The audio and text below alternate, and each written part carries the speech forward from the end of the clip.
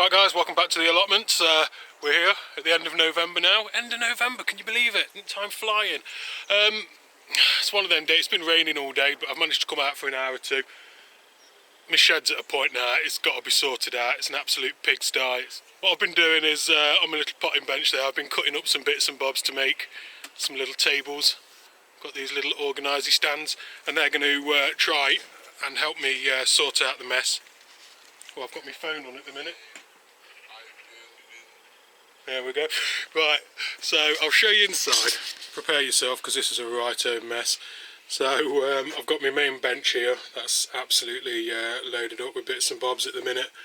And then down in this corner here, it's bags upon rubbish. Can't even get to my little chair at the minute. I've got my camping stove there that I want to get set up. And then underneath my bench here as well, I've got a load of bits that I just need to get organised, because the thing is, if I need to find anything, I can't at the minute. So, yeah, the organisation continues. Exciting stuff, I know. It's a good height, isn't it? Walk out my shed. Give it a little duck. Out in the plot itself, not a lot happening really. Not been doing much. I have got my parsnips down here that I want to pull up. Just because they'll be quite interesting to see if there's anything actually happening underground. My garlic as well, that's all started to come up, and I have noticed a bit of a little problemette. As you can see, the garlic's all coming up really well. Every single one's fired, apart from these two here. Now, these two don't look too... something has come up, but they don't look clever at all. So, I'm going to bet penny to a pound that there's something going off with the bulb underneath for them to be looking like that. So, I'm just going to have to bite the bullet. Yes, and as we can see all that rot that's formed on there. Yes, so that's basically, just have a good check. You can see there that the sprout that's come up is not very nice. And as I suspected, the actual clove itself started to rot off. So I'm going to get rid of that one. And I'm going to do the same with this. Oh, you can tell that one's rotted already because it didn't even come out of the ground. Yes, again, very poor root system, and the actual clove itself, look at that, squishy. So, you know, just have a good look, and we'll get rid of those as well, compost them off site. Not composting, what do I mean? What's one of them rubbish bins that you put stuff in? You know what I'm saying. So we'll get rid of that. That does leave me with a couple of gaps there, so I'll try and get a couple of cloves in to fill those gaps. But yeah, just keep an eye, you know, your plants will tell you if there's a problem, hopefully. And as you can see with them two, there was. Everything else has come up looking really nice and healthy. Just these two here.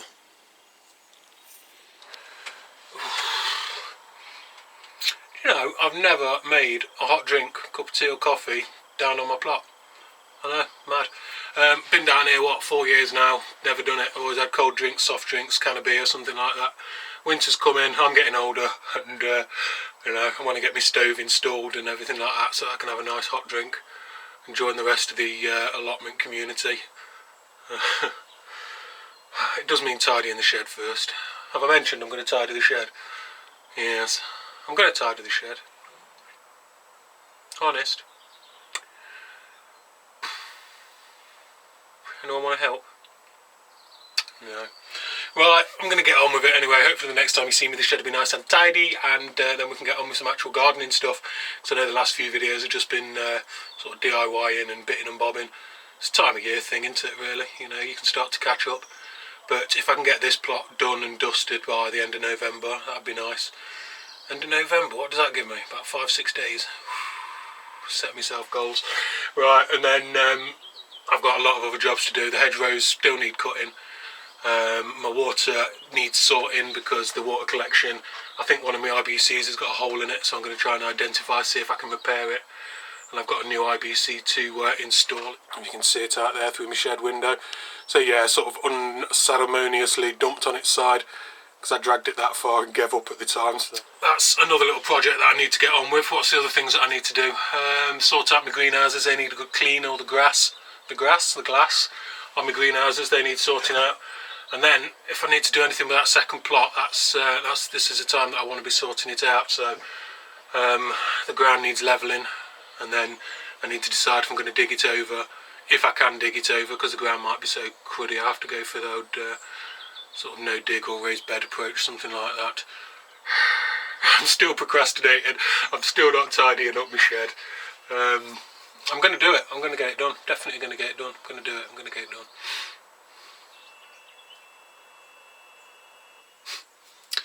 Right, next time you see me, tidy. Promise. Well, it's Thursday, 26th of November now. Keep shooting forward.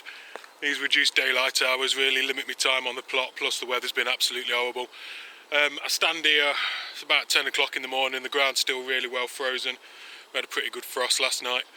It's left some really interesting patterns in the soil actually, as you can see, but because we've had a bit of a rainfall and then it's frozen solid, it's sort of created all of these crags and peaks and all sorts. But yeah, as you can see, about an inch of frost on the ground. The tidy up in the old shed me Bob went okay yesterday. I was still doing it as it was getting dark last night, so I couldn't really do much filming or anything. I just wanted to get cracked on because I had everything outside in this area, and then I just wanted to try and get it back in. So if you compare to how it did look, you know, I've actually got floor in there now. I've got my little organiser down here. Few bits under there, and then the little tables, the little shelving units rather. You know, I've managed to make everything a lot easier to find for anybody that breaks in, which is nice. Fills me with joy.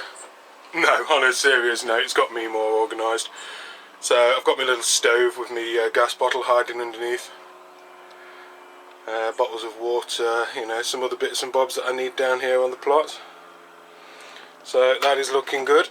I've not done much tidying to this area yet. That's my little workbench, and as you can see I'm absolutely surrounded in rubbish, or bits that I need anyway. And I've got some twinkly lights as well, which will be going up in the shed, which I think will add a little bit of festive joy. So yes, I'm going to carry on, have a little bit more of a tidy in here. Try and get this workbench clear maybe. Oh, I've cleared all this back edge as well. I remember I had all those bottles, so they've all been put into storage now. Just looks a bit nicer and neater, and I can actually get to my chair and have a sit down. Well, it's good enough for me, it's good enough for me, it's all about me because I'm the only one here. So I've got myself a little Allium collection of bulbs as well here. I can't remember where I bought them from or how much they were, but they are 3 different varieties of Allium bulbs. What have we got? We've got, they're all kind of like a reddy purpley type. Gosh, they're difficult to pronounce. Flatulence? Sounds like something you get after you've been eating artichokes. Christophe and Purple Sensation. So I'm going to, I was going to get them out today, but the ground's absolutely frozen solid, so I'm going to say maybe if it thaws out at a decent time. So how many have we got in there? I've got 24 there, so down in the flower bed.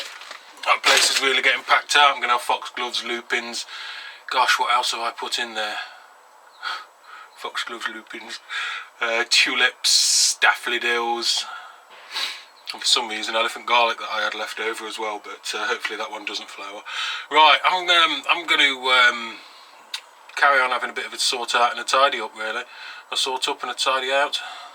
Don't know.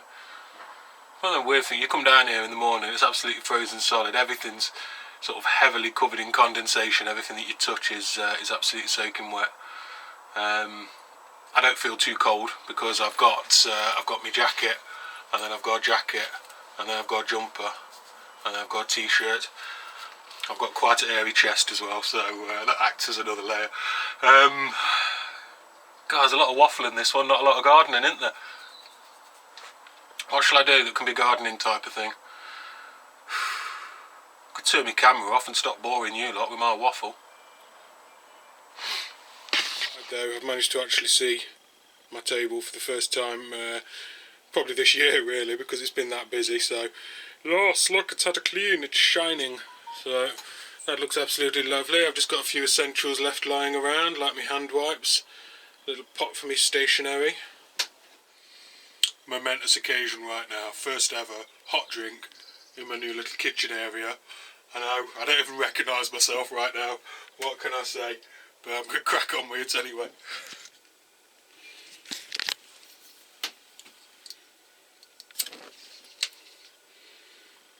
Well, that's quite a fair sized flame, wasn't it? First time I've sparked this up in a while, so that doesn't look right, does it? Does not look right at all. Maybe it's dirty. Try that one again. Let's try this knob. Oh, what an anticlimax! That seems a bit more like it, doesn't it? Oh dear, amateur tea making 101. Little whisper spoke there. Getting altogether entirely too excited about a kettle or even a saucepan. I think I need to get a life. Couple of bubbles there. Right then, the excitement is about to peak, it's about to climax, it's about to reach unprecedented new heights.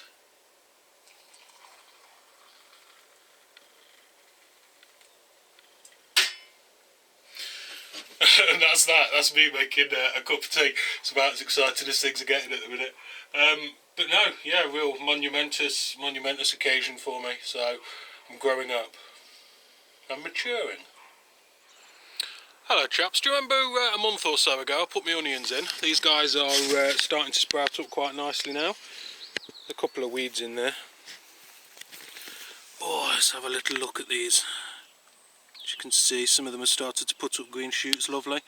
There's one or two that have been pulled out and sort of vanished.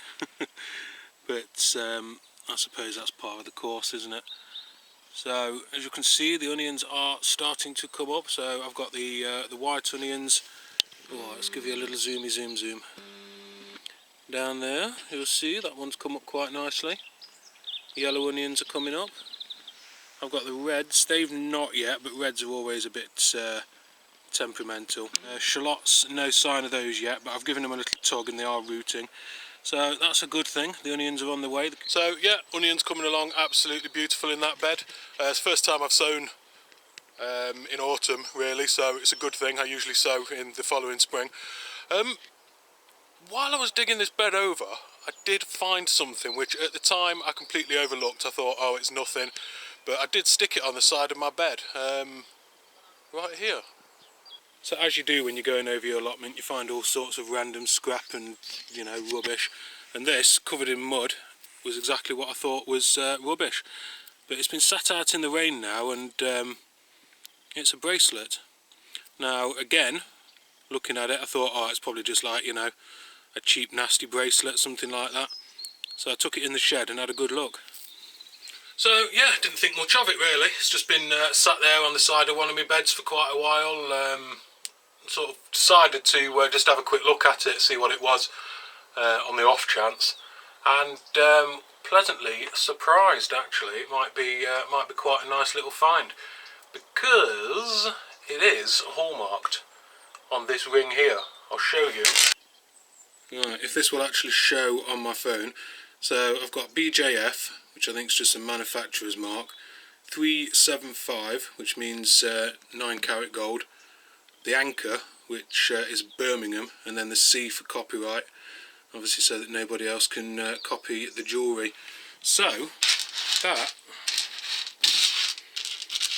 is a 9 carat gold, 9-inch long cable style bracelet, which is not the sort of thing you expect to find on your allotment, is it? You know, I've dug up a lot of glass, I've dug up a lot of rubbish and other things like that. Obviously this site has been an allotment for, you know, countless years, longer than I can actually trace it back. So this could have potentially been sitting in the soil for donkeys. You know, it could have been dropped there like, you know, a couple of years ago, but yeah, 9 carat gold. It's worth about 15 quid a gram. I've not got any scales here or anything like that. That's in scrap gold value, because I don't really fancy myself wearing. Is that really my style? No, not really. So yeah, 15 quid a gram right there. So I'll give that a little weigh, and you know, that might be a nice little find actually there. It's not bad, not one that you do every day, is it? And completely unexpected as well. So we shall find out. Anyway, that's something. Anyway, that's a nice little bonus. If it does turn out to be solid 9 carat gold, that could be worth a few quid for me, which is desperately needed at this time. Put it towards my new camera, can't I? So, you know, keep digging, folks, and you know, maybe one day, in amongst all the broken glass and asbestos and bits of plastic and all the rest of it, you might find yourself, you know, something special. No. Well, after the intense excitement of watching me tidy my shed, make my first cup of tea, and then digging up some genuine treasure, I thought I'd do some actual gardening for a change. These here are my parsnips. They've not done great this year, they've not really got away. The trouble was that there were sunflowers that I allowed to grow and they shaded them for quite a lot of the year. So they've not really done much foliage wise, but I've not really had to dig around underground. They've not done much foliage wise, but I've not seen anything underground to see. You know, they could be absolutely massive. You know, lots of leaves is not always an indication of a big snip. So I'm going to give these a little dig now. Yeah, as you can see, not much happening on top. A lot of the foliage has started to die down. But a little dig down. You see that? Looks like a half decent sized snip, doesn't it? Let's just find out if they're nice and straight and long or if they're forked all over the place. This bed was manured probably 3 years ago now. No, it was 2 years ago. So it's not been manured last year, so hopefully they're nice and straight. Obviously being hit by a frost helps turn the starches into sugars as well, sweetens them up. So with a parsnip, push down, which should loosen it enough to allow me to pull it up. Come on. No, not going to have it to you.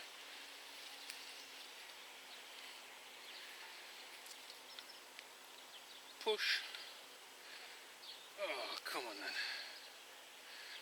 Oh.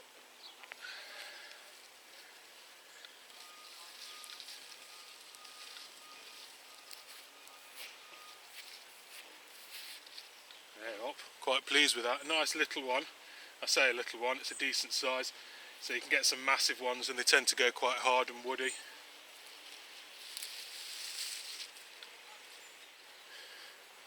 As always, I don't tend to thin my parsnips out much.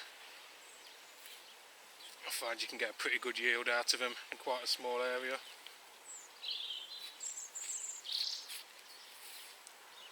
Very nice. See, all of these are actually growing directly next to each other in the ground. Again, another really nice one for eating. Wonder if that was just beginner's luck and they're all going to be tiny now. I tell you what, I've seen smaller ones sold in the supermarket. That probably wouldn't even need cutting, that one. Could roast that straight up. Okay, previous optimism may be a little bit short-sighted. Like I say, I wasn't massively impressed with them while they were growing. But you know, an artisan bijou parsnip, you know what I'm saying? As a garnish. There we go. Not the biggest in the world, but a nice straight parsnip. If you get multiple trains, toot toot. It's the last time anyone actually caught a train, and I get them thundering past here every 3 minutes. Okay, I don't catch trains, so therefore I assume that nobody else does. Obviously somebody does, otherwise they wouldn't be there.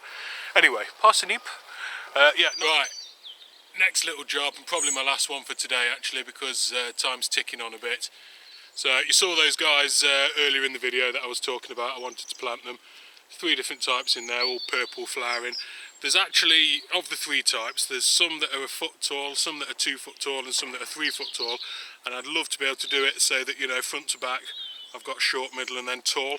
However, these guys are all shoved in a bag together, and it's not going to be too easy to work out which are which. There are some bulbs that are slightly smaller, which I'm assuming are the shorter ones, but then the other guys all look the same. Anyway, this bed here, I put daffodils in it earlier in the year, so again, hopefully daffodils will come up, flower,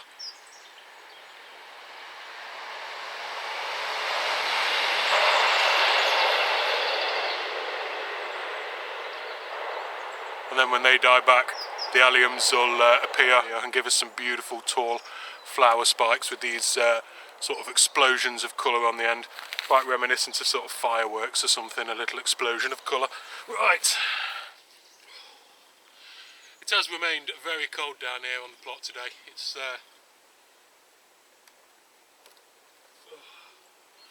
still a lot of ice in the water,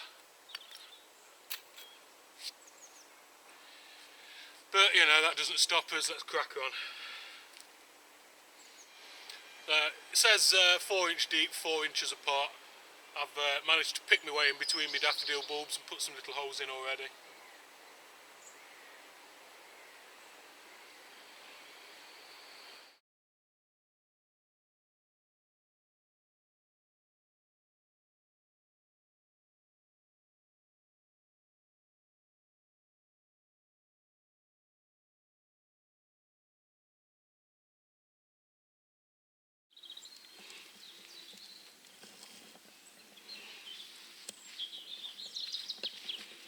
There we go, that's the last one in there now. Hopefully they'll all grow away and give us a beautiful show of colour.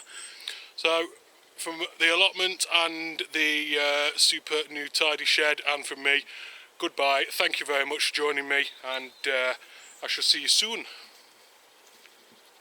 Bye.